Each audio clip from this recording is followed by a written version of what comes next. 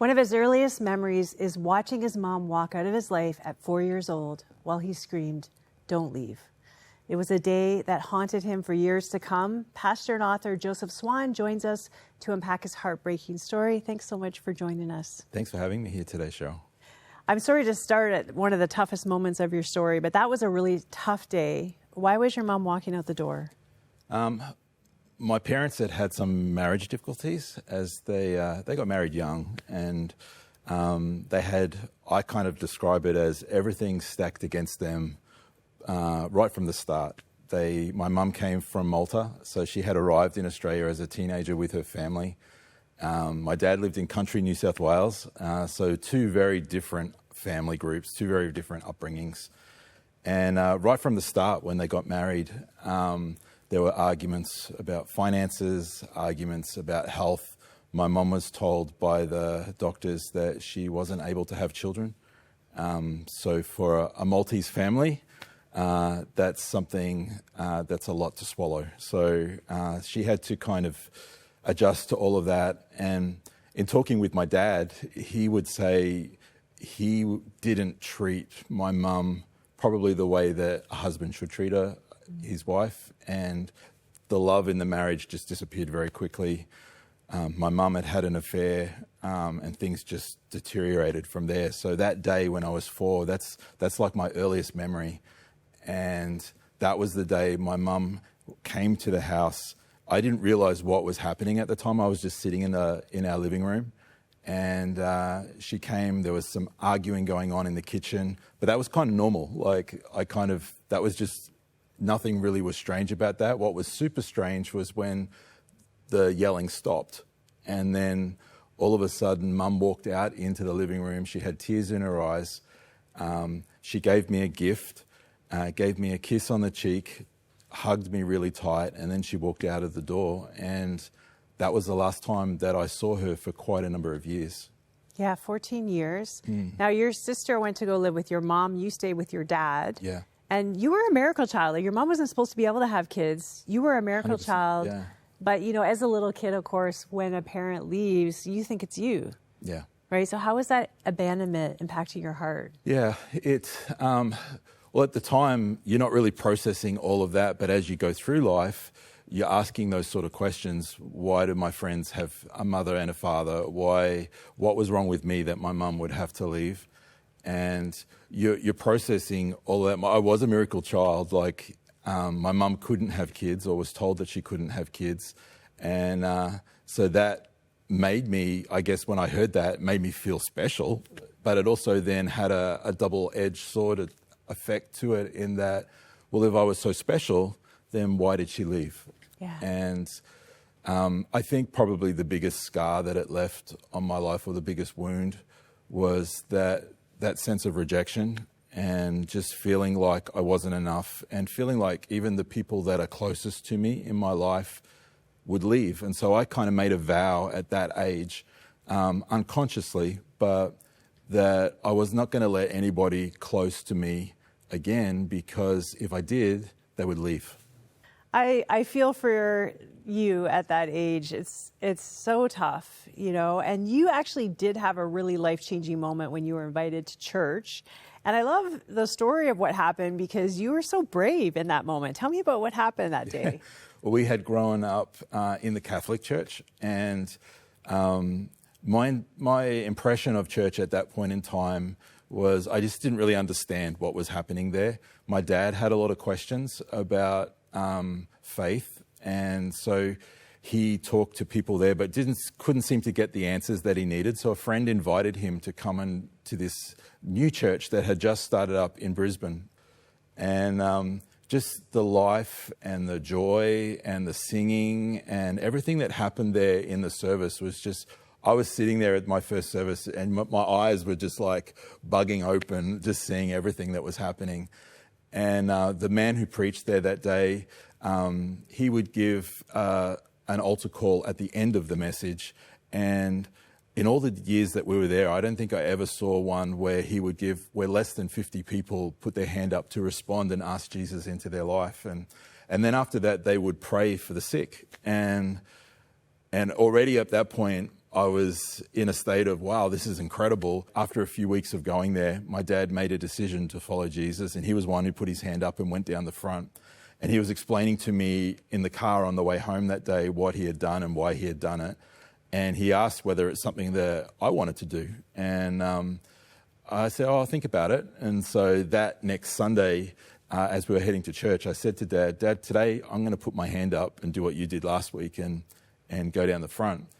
And so when the time came in the service and the preacher made that call, Dad whispered in my ear and said, do you want me to come down the front with you? And I said, no, it's good, because in my mind, it's like there's going to be 50 other people down the front there. And so that would be great. And I didn't necessarily feel inconspicuous or I'm going to be there with 50 other people. I'll blend into the crowd. And so I went down the front, but the preacher must have been having a bad day that day, or maybe his message wasn't resonating with the people that day. And so I got down the front, and there was me and 2 other boys my age. And then he led me in the sinner's prayer in front of these 2,000 people that were there. And it was just incredible. At 9 years old, you think, well, what did that feel like? And it felt like coming home. It felt like, I don't know, like God was just so amazing and so incredible. And I just wanted to, I wouldn't know how to articulate it in those days, but I just wanted to serve him with all my heart for all of my life. You wrote a book of the story of your life called Never Alone. This has kind of been the theme of what God's been telling you over the years and through all those hard things. Now, you mentioned other hard things that happened. One of them was when you were 13 years old at a beach using a public restroom. What happened? Yeah. Well, my dad eventually remarried, but one of the things that I hadn't counted on was that she actually had kids. And so I actually also got siblings in the deal as well. So I went from being an only child to being right in the middle. And she had 4 children. So, and I was right in the middle, and Dad and Mum had another child. So we were like the Brady Bunch. And so that was happening. But I wasn't coping really well with that. My dad then went on into ministry and became a pastor. And not only then did I have to share my dad, who I was used to having him to myself, now I had to share him with a wife and with 5 other siblings, and now with a whole church as well. And this particular day, we went down to, it was a public holiday, we went down to the Gold Coast. We lived about an hour from there. And it was while I was there, we had lunch, and then we kind of all scattered and went our different ways. And I liked that because I got to be by myself. But in being by myself, I found myself in a situation where I went into a public restroom, and I got abused in that restroom. And at 13 years of age, it's not really something you know how to talk about, and I had no youth pastor in my life. I wasn't really going to talk to my parents about it. I was definitely not going to talk to my siblings about it. And so I just bottled that all inside and dealt with that the best I could. But it was living with the guilt and the shame of all of that it just kept, it wasn't healthy. And it kept me on a path where I made a whole lot of really, really bad life choices and bad decisions into my 20s, into my early 20s. Now, I know, like, as you said, that incident led to a lifestyle of promiscuity. And even after you got married, that continued. So how tough was it to be dealing with, like, kind of those behaviors that you really didn't want to do? Like Paul talks about that. I do what I don't want to do. I don't do what I do want to do. You know, you're dealing with that. And yet on the other side, you're loving God, you're serving God, you love your wife. Those 2 identities, how is that playing out for you? Yeah. Well, I had kind of, to survive in that situation, I had created 2 Josephs. There was the one Joseph who went to church on Sunday, who served in the church, was on staff at one point in the church, doing all the things that from the outward it looked like, oh, you're doing all the right things, you're living the right life. And then there was the other Joseph that, you know, would wander the streets looking to hook up and it was like I kept both of those lives completely separate, and I never let them cross over at all, just from fear of exposure, I think. It wasn't until, you mentioned my wife, Kathy, we had started dating, and we got engaged. But then as we got engaged, it was like that fear started to rise up on the inside of me again. And, okay, she's getting closer to me now. If she really knew who I really was, she's going to leave me. So in an act of self-preservation, I ended up calling off she actually called off the engagement because she felt like she didn't know me well enough. And she ended up moving to Melbourne to be closer to where I was. But after she moved, I did a nasty thing and called off the whole thing. And so eventually it got to the point, this was after a few years, it was a Valentine's Day. It just happened to be Valentine's Day. It wasn't planned this way. And I rang her up and I said, hey, listen, are you free tonight? Could you come over? And so she came over to my house and I said, listen, I know, we've been having this on again, off again relationship. And I said, there's some things I need to tell you about my life. And so I told her, and I told her every sin I had committed. I told her everything that I'd ever done wrong. I laid it all out. We were there for quite some time, and I laid it all out for her. And I said, listen, at the end of it, this is the real me. This is who I am.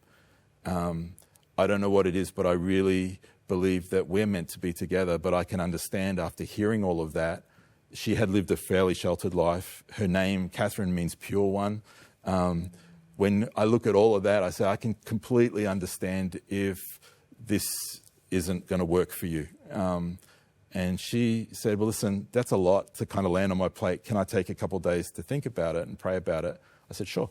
So a couple of days later, she came over and she said to me, she said, thank you so much for sharing all of what you did. She said, really, to be honest, none of that means anything to me. She said, I really want to be with you as well. And then she did the one thing that I think was my starting point for my healing, is that she came over and she just gave me this hug. And it was like in that moment, I felt what it would be like if God was actually in her shoes, hugging me in that moment.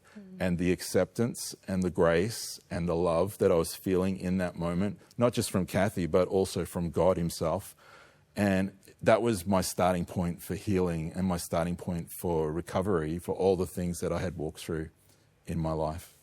There's so many moments that really touched me from your book. I mean, May 4th is the day when you were abused. May 4th was the day that your daughter was born. So that's like, boom, one step toward healing, redeeming the day. Yeah. But there was another thing that happened on May 4th, Yeah. where you found yourself back at that same beach. Yeah.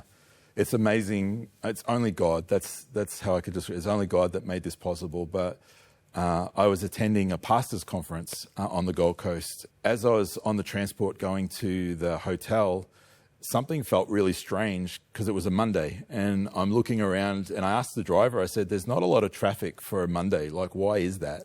He goes, oh, there wouldn't be because it's a public holiday. And I said, oh, what day is it today? He said, oh, it's Labor Day.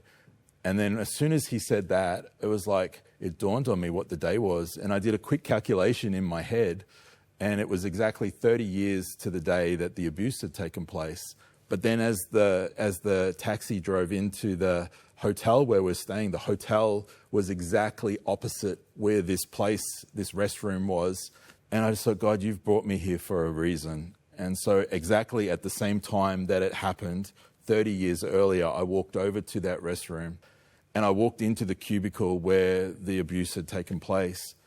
And I just sat there and it was like God transported me back in time to that moment 30 years earlier. And I could see everything that took place. It was like in vivid 4K as it was all unfolding before me. And I saw 13-year-old me there and the events that took place. But the one thing that was different this time was that I saw Jesus holding me from behind, holding my 13-year-old self and whispering into my ear, I'm never going to leave you. I love you, Wayne. I'm there with you all the time, you know. And as I was hearing him and watching him say those words, it was just like this weight just dropped from my life. And as I walked out of the cubicle that day and out of that restroom, it was like every chain that had kind of held me back for all of that time, all the guilt, all the shame, all of that was left behind. And I stepped into something brand new. What would you say to somebody watching right now who maybe is where you were, with a secret side to them that nobody knows about, or a bondage or a pain that is causing them to continue to be oppressed in their life and do things they wish they didn't? I would say if anyone's walking through a situation where they feel that they're burdened or they feel like they're alone, that you have a heavenly Father who loves you and who wants to be there for you and has done everything he can possibly do to make sure that you can not only succeed in life, but that you can be drawn closer to his heart, his Father's heart, as a result of that. I just want to challenge you. If you're watching it and you're like, yeah, there's two of me and nobody knows the other me. And, many times people don't tell of their abuse till they're in their 90s, or the mistakes that you've made or the things that you regret. I want to challenge you to call our prayer lines. It's 100% confidential. You don't even have to give your name or your real name. But, that's somebody that you can tell that is not going to have the same consequences maybe as your spouse or your job or whatever it is that's holding you back. Wherever that shame is telling you that your life will end, it's not going to happen. And freedom comes when we bring things out of the dark into the light. So I want to invite you to do that today. That number is 1-866-273-4444. And if talking to a human is too hard, just send us an email at prayer@crossroads.ca. And, get off your chest the things that you're hiding, because that's when the journey begins of real restoration. Joseph, thank you so much for your authenticity, for your vulnerability. I know this journey started telling your kids your story, and it became this book, and now it's going to bless so many other people's life. And we're just cheering you on as you continue to follow the Father. Yeah, thank you so much.